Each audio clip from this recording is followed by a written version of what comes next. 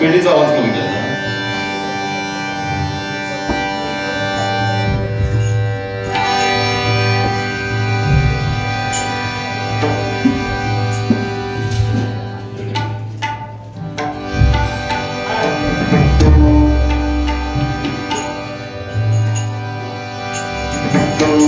धन्यवाद. सुस्वागतम सुस्वागतम सुस्वागतम. 14 विद्या 64 कलांचा अधिपती गणपती गजाननाच्या चरणाशी नतमस्तक होऊन विद्येची देवता शारदा मातेच्या चरणाशी नतमस्तक होऊन ग्रामदेवता यक्षिणी माता आणि आमची ग्रामदेवता श्रीदेव रामेश्वर ज्याच्या पदस्पर्शाने पावन झालेली भूमी म्हणजे माणगावची भूमी परमपूज्य टेंबे स्वामी महाराजांच्या चरणाशी लीन होऊन श्रीदेवी यक्षिणी मातेच्या चरणाशी पुनश्च नतमस्तक होऊन भावई मातेच्या चरणाशी नतमस्तक होऊन आज या ठिकाणी अतिशय पवित्र अशा ठिकाणी आमने सामने तिरंगी बारीचा सामना डॉक्टर बाबासाहेब आंबेडकर विद्यालय माणगाव बळावाडी आणि या प्रशालेचा सुवर्ण महोत्सव म्हणजे शतक महोत्सव साजरा करून विविध कार्यक्रम मोठ्या उत्साहामध्ये या प्रशालेमध्ये गेले 2 दिवस या ठिकाणी चालू आहेत आणि त्या निमित्ताने आजच्या दिवसाचा आनंद अधिक द्विगुणित करण्याच्या उद्देशाने आमने सामने तिरंगी डबलबारीचा सामना या ठिकाणी या प्रशालेच्या शतक महोत्सव कमिटी आणि सर्व शिक्षक वृंद सर्व ग्रामस्थांच्या वतीने ठेवण्यात आलेला आहे। त्याबद्दल आम्हाला आमच्याशी स्वामी कृपा प्रसादी गजक मंडळ उमरस या भजन मंडळाने कार्यक्रमासाठी जी संधी दिली त्याबद्दल मी या प्रशालेचा मनापासून ऋणी आहे। त्यांचे मनापासून मी आभार मानतोय आणि खरोखरच शिक्षक पालक समितीचे अध्यक्ष ज्यांच्या संकल्पनेतून हा सुंदर कार्यक्रम साकारतोय अशा आदरणीय आमचे परममित्र दीपकजी नांदरे बुवा यांना मनापासून धन्यवाद देतोय। ते आज आमच्यासाठी जोडीवाले बुवा म्हणून आहे। तसेच या ठिकाणी सुवर्ण महोत्सव कमिटी अध्यक्ष आदरणीय नागेशजी कदम यांना मनापासून धन्यवाद देतोय। भोई गुरुजी तसेच पेडणेकर मॅडम सर्वांचं मनापासून स्वागत करतोय। आजच्या या कार्यक्रमाला आमचे प्रतिस्पर्धी बुवा अतिशय सुंदर व्यक्तिमत्व, मनमिळावू व्यक्तिमत्व, दिलदार व्यक्तिमत्व, परममित्र आनंदजी कानडे बुवा आणि दुसरे प्रतिस्पर्धी भजन सम्राट, उत्कृष्ट रचनाकार, बतावणीचे बादशाह आदरणीय दीपकजी नांदरे बुवा यांना मनापासून धन्यवाद देतोय। डबलवारी म्हटल्यानंतर अनेक मान्यवर या ठिकाणी नामवंत रती महारथींचं आगमन झालेलं आहे। उपस्थितांमध्ये आमच्या दीपक नांदरे बुवांना तबला साथ करतायत असे आदरणीय आमचे परममित्र पप्पू तामाणेकर यांचे मनापासून मी स्वागत करतोय। त्यांना पक्वात साथ करतायत असे आमचे परममित्र श्री खडपकर, दत्तप्रसाद खडपकर यांना पण मनापासून धन्यवाद देतोय। कानडे बुवांना पक्वात साथ करतायत आमचे मित्र प्रणव वारंग, तबला साथ सुमित खाडी त्यांचं पण मनापासून स्वागत करतोय। उपस्थितांमध्ये खरोखरच साधू संत येथे घरात होती दिवाळी दसरा, कारण विजय मिस्त्री सरांसमोर आम्ही गायन सादर करतो म्हणजे लहान जोडी मोठा गाव आहे। अतिशय रती महारथी दिग्गज कलाकार या ठिकाणी या उपस्थितांमध्ये आहेत। त्यामध्ये आदरणीय विजय मिस्त्री गुरुजी उत्कृष्ट परीक्षक म्हणून त्यांनी काम केलं आहे। दुसरे आमचे डबलबारीचे उत्कृष्ट आयोजक, डबलबारीचे जाणकार माझे परममित्र श्रीकृष्ण नेवगी बुवा त्यांचे पण मनापासून मी स्वागत करतोय। उपस्थितांमध्ये एक युवा भजनी बुवा, खरोखरच ज्या व्यक्तीने लहान वयातच आपल्या माणगावचं नाव रोशन केलंय असं ओमकार कुंभार बुवा या ठिकाणी उपस्थित आहेत। विनंती असेल या ठिकाणी खुर्चीचा मान राखायचा। ओमकार कुंभार बुवा या ठिकाणी जर उपस्थित असतील तर खुर्चीचा मान राखायचा। तसेच उपस्थितांमध्ये आपल्या माणगावचे बरेचसे दिग्गज भजनी बुवा या ठिकाणी उपस्थित आहेत। त्यामध्ये आदरणीय भाऊ पावसकर, आदरणीय संदीपजी गावडे, आदरणीय उत्कृष्ट तबला वादक आमचे मार्गदर्शक हरिभाऊ गाडी यांना मनापासून धन्यवाद देतोय। उपस्थितांमध्ये माझे परममित्र बुवा साईजी तोडकर हे पण या ठिकाणी उपस्थित, त्यांचे मनापासून स्वागत करतोय। आदरणीय बाळू भिसे हे पण या ठिकाणी उपस्थित आहेत, त्यांचे मनापासून स्वागत करतोय। उपस्थितांमध्ये भजनाचे जाणकार, भजन रसिक माझे मार्गदर्शक आदरणीय वसंत तामाणेकर या ठिकाणी उपस्थित आहे, मनापासून त्यांचं स्वागत करतोय, त्यांना धन्यवाद देतोय। तसेच उपस्थितांमध्ये खरोखरच दुसरं महत्त्वपूर्ण व्यक्तिमत्व आमचे मार्गदर्शक आदरणीय आनंद पिळसकर हे पण या ठिकाणी उपस्थित आहेत, त्यांना मनापासून धन्यवाद देतोय। तसेच इतर क्षेत्रातील बरेचसे भजनी कलाकार माझ्या उमरस गावातील, त्यानंतर घावनाळे गावातील आणि आजूबाजूच्या पंचक्रोशीतील सर्व कलाकारांना मनापासून धन्यवाद देऊन तो ब्राह्मण प्रतिकाल परस्त्री माते समान मानणाऱ्या छत्रपती शिवाजी महाराजांना हा मानाचा मुजरा करून डॉक्टर बाबासाहेब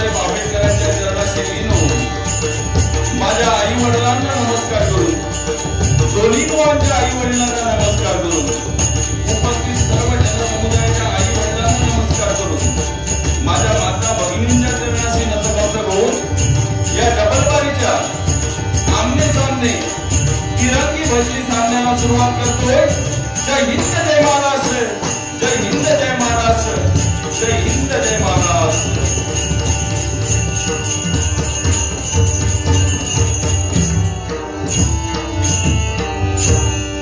धन्यवाद. कारण खरोखरच बुवा उशीर झालेला आहे खूप. ओघाच्या भराभरात आपण कार्यक्रम लेट चालू केला. त्यात माझ्या मित्रांनो तुम्ही 1 तास घेतला गडबडीत. प्रेमान बोलून त्यांका चण्याच्या झाडा चढवले आणि माका चण्याच्या झाडा चढवले 1 तास दळून घेतल्याने. आता आपण पुन्हा शॉर्टकट स्वीट करायचा आणि त्यांच्याकडे जायचं. असू दे. खरोखर सुंदर ज्या गोष्टीची अपेक्षेसाठी त्यांना आणलं होतं ती गोष्ट खरोखर सुंदर गायन. म्हणजे त्यांच्या भजनात मी पण बघितलं. आदरणीय आमचे विजय मिस्त्री बुवा असो, बरेचसे मंडळी अक्षरशः तल्लीन झाले होते आणि बऱ्याचशा या ठिकाणी महिला वर्ग पण आहेत. विनंती असेल कृपया जोरदार टाळ्या महिला वर्गांसाठी वाजवायचे. कारण डबलवारी म्हटल्यानंतर आज डबलवारीकडे बघण्याचा पण लोकांचा वेगळाच झालेला आहे. मंडळी आमचे परम मित्र क्षमासा मी नाव घेतलं नाही, या ठिकाणी उत्कृष्ट दशावतारी पेटी वादन हातखंड असणारे आमचे मार्गदर्शक आदरणीय राजन सावंत यांचं आगमन झाले. जोरदार टाळ्या वाजवायचे. खरोखरच डबलवारी हे क्षेत्र काय बऱ्याचशा महिला वर्गांना अजून माहिती नाही.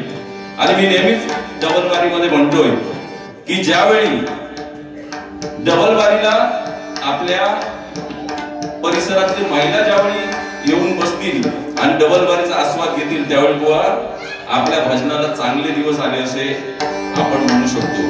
कारण डबलवारी म्हटल्यानंतर एकामेकाला नामोहरम करण्याचं माध्यम म्हणजे डबलवारी असं मानलं. बरोबर ना बुवा? म्हणून कालबे बुवाने सांगितलं की डबलवारीला नियम घालूची वेळ आली म्हणजे खरोखरच ही शोकांतिका आहे मंडळी. कारण संतांचा वारसा या ठिकाणी आपण घेऊन आलेलो आहे. कारण कसं असतं मंडळी, सगळे मनाचे खेळ आलो. थोडं सुरुवातीला बोलतो त्यानंतर यांच्याकडे फेरी देतो.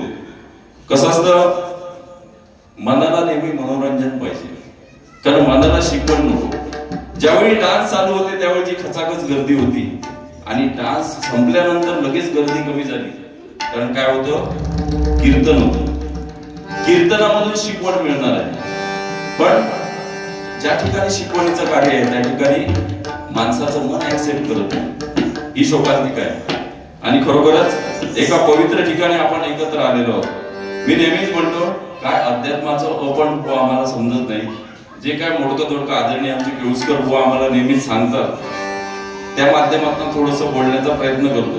कारण शाळा म्हटल्यानंतर बघा भगवंताचे परब्रह्माने अवतार घेतला. बघा अवतार कार्य भगवंताचं झालं ते म्हणजे द्वापार युगामध्ये भगवान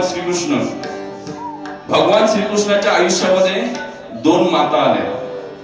पहिली माता म्हणजे माता देवकी, जिच्या उदरामध्ये भगवान श्रीकृष्णाने जन्म घेतला, ती माता देवकी. आणि दुसरी माता यशोदा, जिच्या घरी त्यांचं लहानपण गेलं, ती यशोदा. माणसाच्या आयुष्यामध्ये आपल्या 2 माता आहेत. पहिली माता म्हणजे जिने आपल्याला जन्म दिला ती आपली माता. आणि दुसरी माता ज्या मातेने आपल्याला घडवलं शिकवलं ती म्हणजे आपली प्राथमिक शाळा ही आपली माता आहे. आणि या मातेचा आज वाढदिवस या ठिकाणी आहे. या मातेचा वाढदिवस साजरा करताना आणि त्या आनंदामध्ये आमची बारी आहे म्हणजे आमच्यासारखे भाग्यवान आम्ही जाऊ बुवा.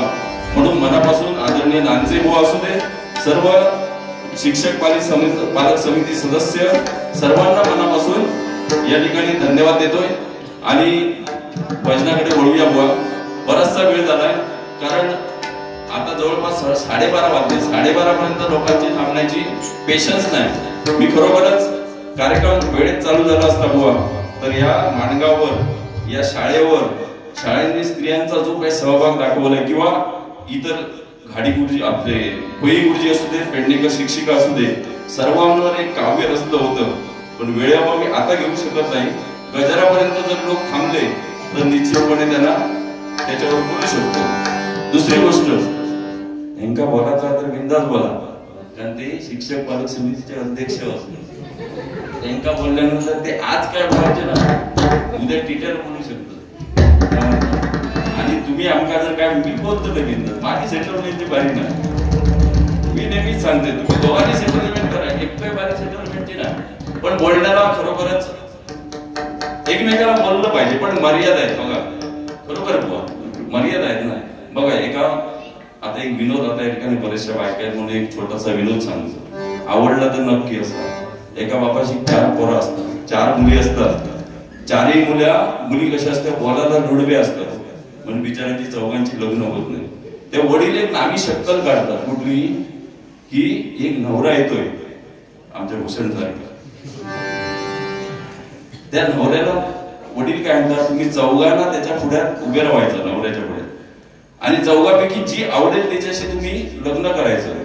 फक्त मी जोपर्यंत काय सांगत नाही तोपर्यंत तुम्ही तोंड उघडायचं नाही, बोलायचं नाही. बघा हो माणसाकडे अहंकार कसा असतो बघा.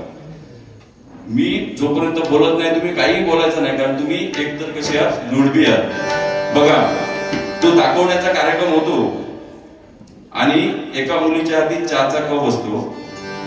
ती मुलगी नवऱ्या मुलग्याकडे चहा देते.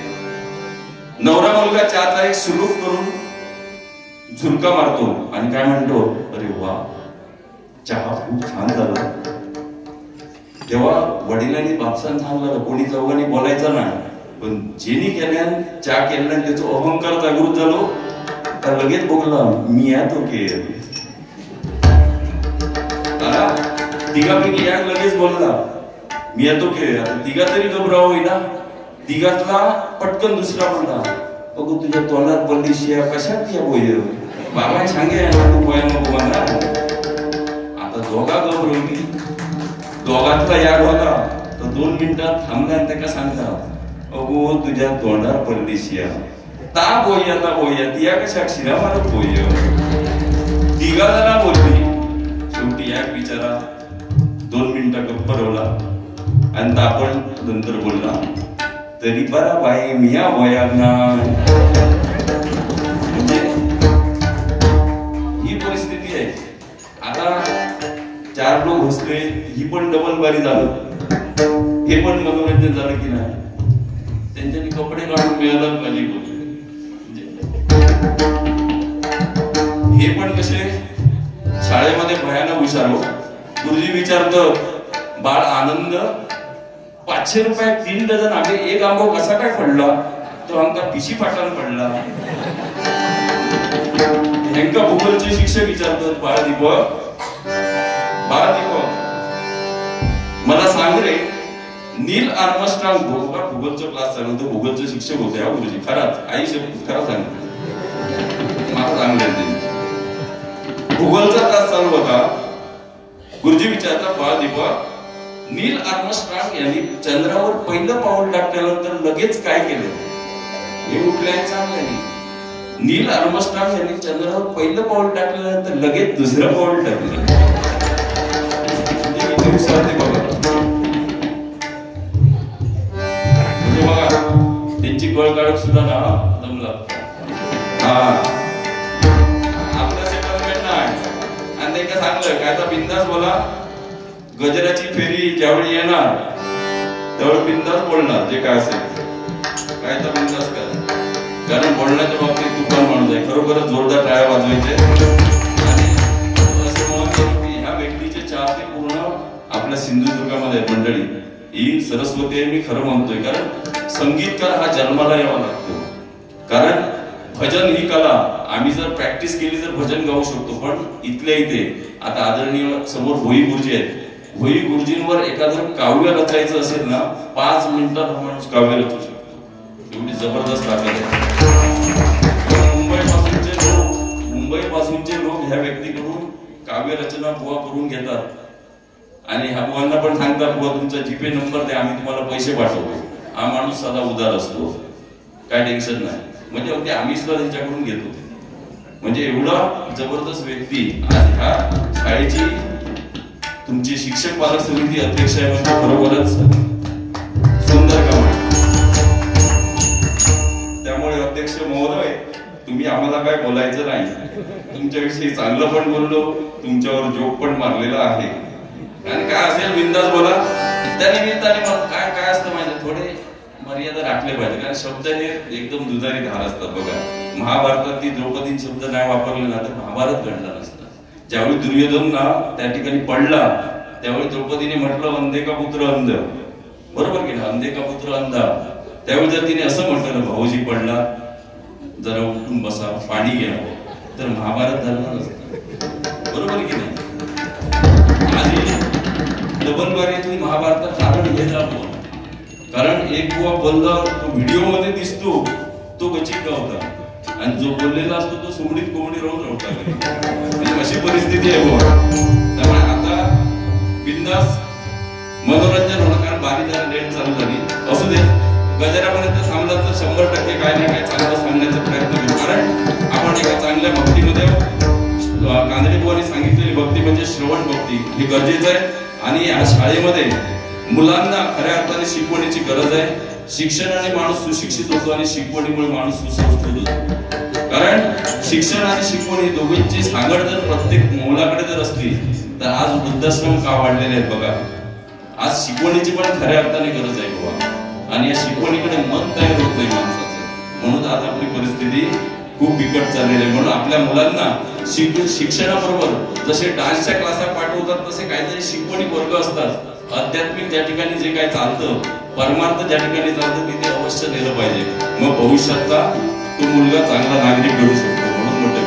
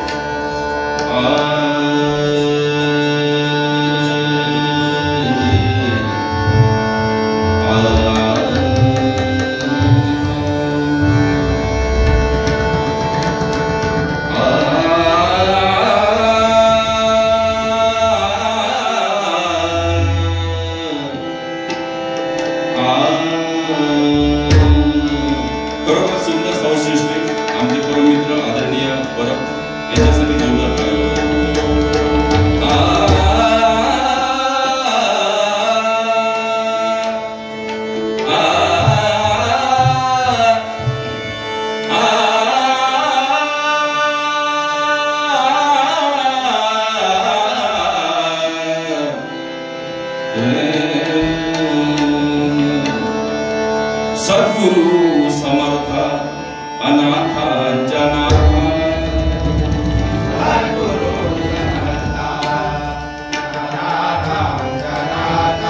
सद्गुरु समर्थ अनाथांच्या नाथा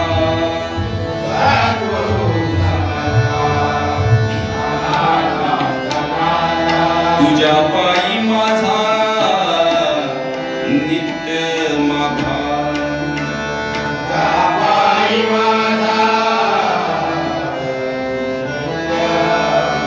तुझ्या पायी माझा नित्य माथा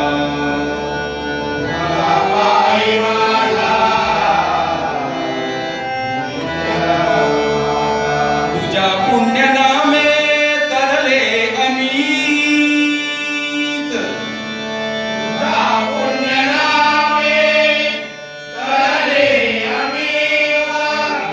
पुण्यनामे तरले अमीत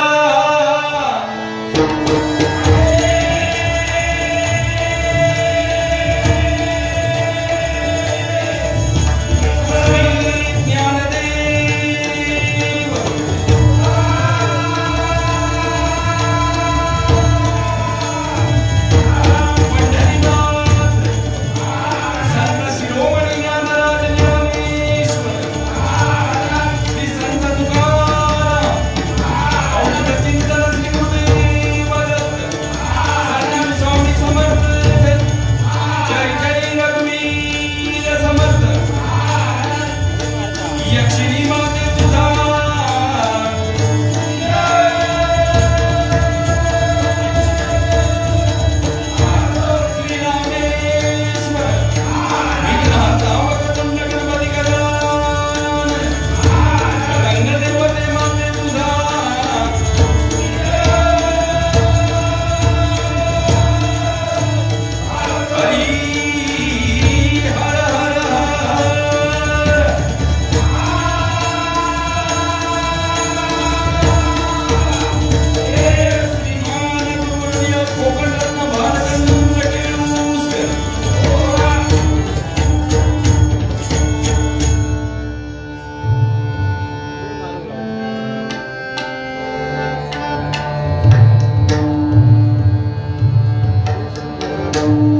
या ठिकाणी पारितोषिक आलेले आहे आमचे परम मित्र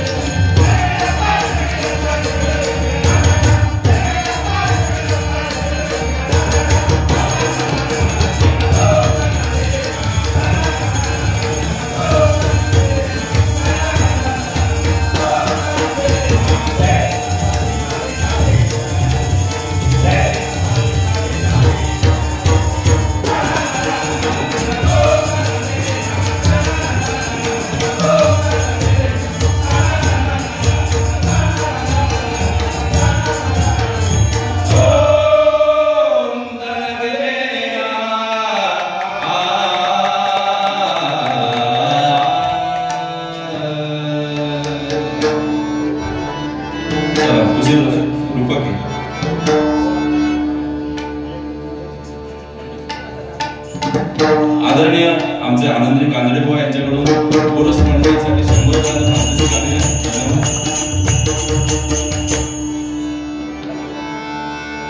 बघा या ठिकाणी रूपाचा अभंग घेतोय.